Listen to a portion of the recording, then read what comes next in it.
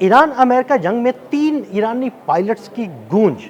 Qatar में मौजूद अमरीकी एयरबेस पर हमला करने वाले 3 ईरानी पायलट्स के कतर में कैद होने का इंकशाफ। इन ईरानी पायलट्स को कैसे कैद किया गया, इस बारे में अज़हर अली खान से बात करते हैं।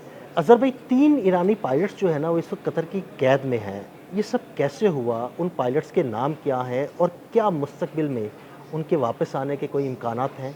असल में हुआ ये था दिल भाई कि 2 मार्च को एक और 2 मार्च को 2 बहुत बड़े-बड़े ऑपरेशन किए गए थे ईरान की जानिब से। उनके पास कोई बहुत ज़्यादा अमेरिका हमला कर चुका था 28 फरवरी को, बहुत बड़े पैमाने पे नुकसान पहुंचा चुका था। तो अब ये डिस्कशन हो रही थी कि हम किस तरह जाकर उन बेसिस पे तबाही फैलाएं। अब एयरफोर्स तो उनकी बहुत कमज़ोर थी। उनके पास 1960 के जेट थे, सू-24 वगैरह जो तैयारे थे वो थे। उनमें टेक्नोलॉजी भी सारी पुरानी लगी थी, वो बहुत ज़्यादा दूर भी नहीं जा सकते थे, उनके फ्यूल टैंक्स भी छोटे थे। तो उन्होंने कहा कि अब हमें अगर कोई हमला करना है तो ऐसा हमला करना है जिसमें पायलट्स ये सोच कर जाएं कि उनको वापस नहीं आना। ये एक सुसाइड मिशन है, यानी एक शहादत का मिशन है मुसलमानों की ज़बान में। तो वो शहादत के मिशन के लिए कुछ पायलट्स ने अपने आप को वॉलंटियरली पेश कर दिया। उन्होंने कहा कि हम जाएंगे, हम हमला करेंगे और कोई बात नहीं, अगर हमारी जान चली जाती है हम ईरान की हिफाजत करेंगे। इन 4 पायलट्स में से जो 3 पायलट्स अब जिनके बारे में कह रहे हैं कि क़ैद में हैं, उनमें से एक का नाम है जवाद, एक का नाम है उमरान और एक का नाम है अब्दुल माजिद। और उनको ये 3 लोगों के बारे में कहा जा रहा है कि ये उनकी क़ैद में। अब हुआ ये था कि ये गए थे उड़कर कतर की अल उदैद एयरबेस को तबाह करने, उसमें मुख्तलिफ जगहों पर तबाही फैलानी थी। अच्छा, गए क्यों थे ये? गए इसलिए थे कि ड्रोन के ज़रिए अगर अटैक किया जाता है या बैलिस्टिक मिसाइल का अटैक किया जाता है तो किसी एक मकाम को तबाह करना था। लेकिन वहाँ पर कोई एक ऐसी वॉर मशीन भेजनी थी जो उड़ती फिरे, देखती रहे, अच्छी तरह अटैक भी करे और फिर सारी सर्विलेंस भी करे। जी, करे, अच्छी तरह देखे, कुछ एक आध कमरा बाकी बच गया तो उसको भी जाके उस तरफ से तबाह कर दे और फिर आराम से वापस आ जाए। लेकिन वापस आने का ऑप्शन था नहीं। तो उन्होंने क्या किया कि ये लोग वहाँ से गए। अब इनके पास क्या मामला था, ये बहुत ही ज़बरदस्त स्टोरी है, जंगी तारीख़ की एक ऐसी स्टोरी है जो मतलब हर जगह और हर दफ़ा बयान की जानी चाहिए और की भी जाएगी आगे। इस स्टोरी को सुनते हैं, ये बहुत मज़े की ये स्टोरी है। ये लोग 2 तैयारों में गए, 4 पायलट्स थे।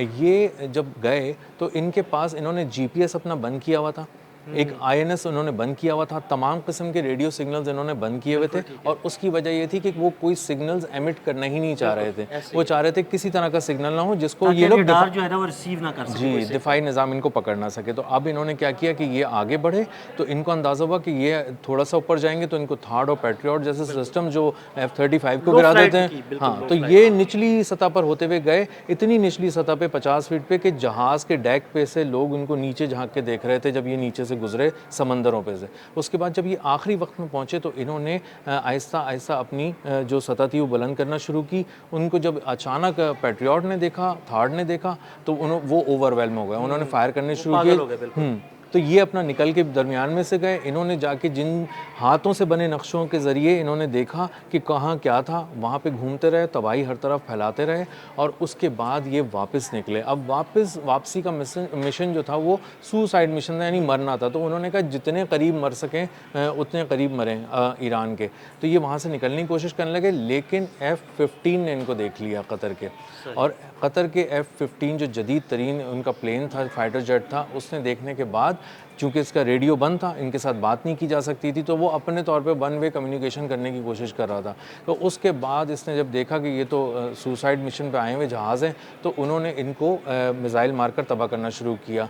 अब इनमें से एक जहाज़ जो है वो काफ़ी हद तक तबाह हो गया और जो एक और जो जहाज़ था वो वहीं पर गिर गया। तो एक जहाज़ थोड़ा आगे बढ़ गया। तो उसमें से जो गिरा उसमें से जो पायलट्स थे वो निकले और वो उसके बाद ज़िंदा अलाइव उनकी क़ैद में आ गए, जिनको कतर की फोर्सेस ने पकड़ लिया। ये ईरान कह रहा है। इसके लिए उन्होंने लेटर भी लिखा है कतर को और कतर से कहा है कि इनके अहले खाना से इनकी बात कराई जाए। 3 नाम हम दे रहे हैं, ये लोग हयात हैं, हमारी सोर्सेज बता रही हैं कि ये आपकी क़ैद में हैं। एक जो थे ब्रिगेडियर जनरल जो माजिद गालिबन उनका नाम था, उनकी शहादत हो गई थी, तो उनको फिर उनकी तदफीन ईरान में कर दी गई थी। तो उसके बाद उनको कतर ने ये जवाब दिया है कि हमारे पास ऐसा कुछ नहीं है। आपके कोई लोग जिनके बारे में आप कह रहे हैं हम उन्हें नहीं जानते, इस तरह का कुछ नहीं हुआ था। हाँ, हम ये कंफर्म कर सकते हैं कि एक F-15 ने आपके 2 तैयारों को हिट किया था, हमारे किसी थॉर्ड ने, किसी पैट्रियट ने, हर चीज़ नाकाम रही थी।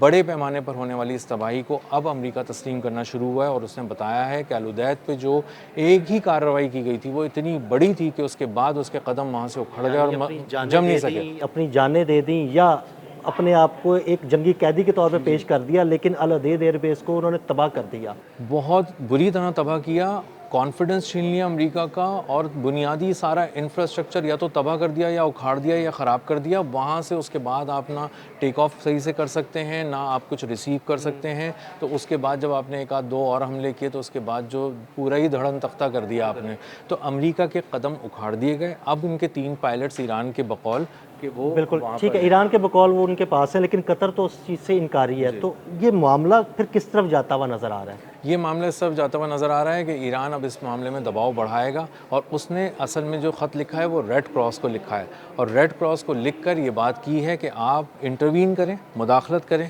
बात करें कतर की गवर्नमेंट से और अपने तौर पे भी चेक करें। अब जब रेड क्रॉस अपने तौर पे जाके चेक करेगा तो उसको असल में वो सच तक पहुँच जाएगा, कम अज़ कम सच तक पहुँच जाएगा। लेकिन रेड क्रॉस को इतनी इजाज़त मिलेगी कतर की जानिब से को वो आके अपने तौर पे चेक कर सके? वो शायद ना मिल सके, लेकिन कतर में जो उसके कोई लोकल सोर्सेज होंगे रेड क्रॉस के, उसके ज़रिए वो इतना ज़रूर पता कर लेगा कि वो हयात हैं या नहीं हैं और वो कैद में हैं 3 पायलट्स ईरान के या नहीं हैं।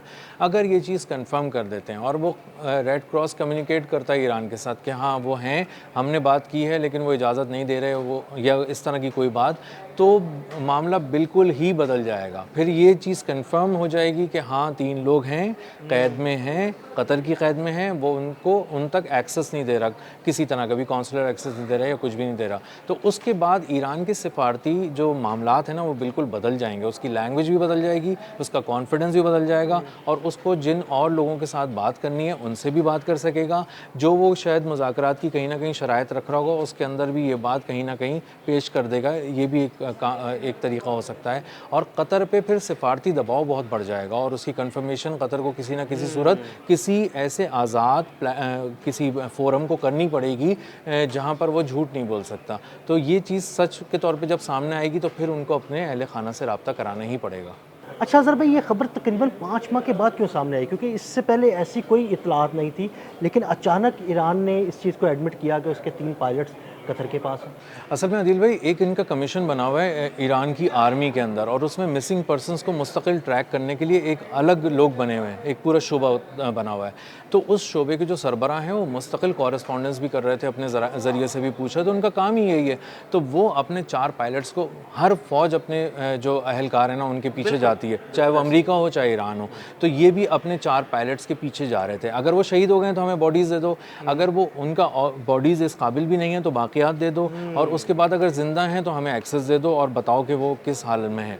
तो उसके बाद ये सारी चीज़ जब उन्होंने अपने सोर्सेज से कंफर्म की है, कुछ कंफर्म की है, तो इतने मुल्की लेवल पे जाके उन्होंने रेड क्रॉस को ख़त लिखा है, क्योंकि रेड क्रॉस अभी छानबीन कर लेगा और अगर ये झूठ है तो फिर वो ईरान की किसी और बात पे भी यकीन नहीं करेगा।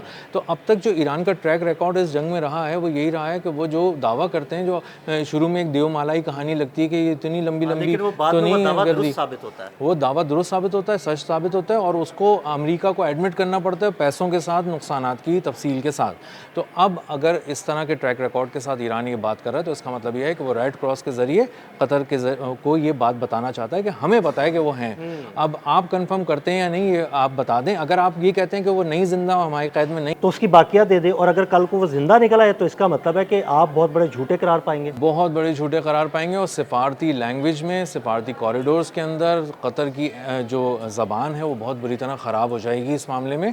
तो कतर को अपनी स्टैंडिंग का भी इसमें ख्याल रखना है, अपनी लेगेसी का भी ख्याल रखना है जो सिफारतकारी में उसकी है, और उसको अब जो भी जवाब देना है बहुत नपा तोला देना है, क्योंकि रेड क्रॉस जब ये चीज़ें फाइनल करेगा और उसके बाद आप हतमी तौर पे अभी तो आपने कह दिया कि हमारे पास नहीं है, लेकिन जब आप लिख कर तहरीरी तौर पे ये रेड क्रॉस को दुनिया को बताएंगे और उसके बाद और भी कुछ मीडिएटर्स होंगे इसके दरमियान में, फोरम्स होंगे, जब आप सबको ये बात बता देंगे और उसके बाद कोई निकल आया तो उसके बाद कतर की बहुत सुबकी होगी, और इसीलिए कतर को अब हर कदम फूंक फूंक कर रखना पड़ेगा। बहुत शुक्रिया अज़हर भाई। अज़हर भाई ने बड़ी तफसील के साथ इस सारे मामले पर रोशनी डाली। मज़ीद अपडेट्स के लिए हमें फॉलो करते रहें। अदील अहमद और अज़हर अली ख़ान को इजाज़त दीजिएगा। अल्लाह हाफ़िज़।